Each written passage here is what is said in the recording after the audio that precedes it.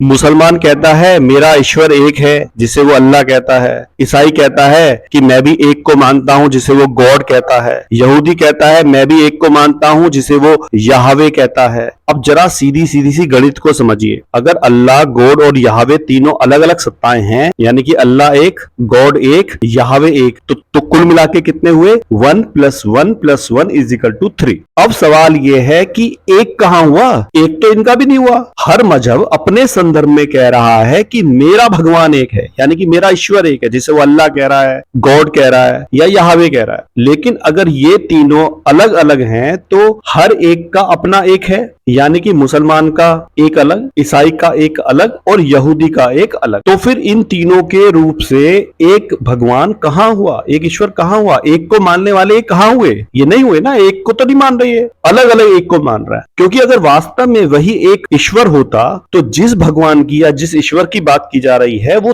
तीनों अलग अलग नहीं होते। इसीलिए असली सवाल ये नहीं है कि कौन एक भगवान या ईश्वर या जिसको भी वो कह रहे हैं, जो भी नाम वो ले रहे हैं, वो उसको मानता है। असली सवाल यह है कि जिसे तुम एक कहते हो, क्या वो सचमुच सबका एक है? अगर वही एक है तो संख्या भी एक होनी चाहिए। और अगर तीनों के भगवान अलग अलग हैं, यानी कि 1 + 1 + 1 = 3, यानी कि अपने अपने लिए एक, यही पूरा तर्क है। एक और वही एक में फर्क। और एक बात सनातन धर्म के बारे में याद रखिए, सनातन ही एक को मानता है, वो सिर्फ एक को नहीं मानता। अर्थात केवल यह कहना कि सनातन में बहुत सारे भगवान हैं, ये पूरी बात नहीं है। सनातन में एक परम सत्ता की मान्यता है, लेकिन उस एक को समझने के लिए, सिर्फ एक नहीं, उस एक को समझने के लिए अनेक रूप और मार्ग हैं।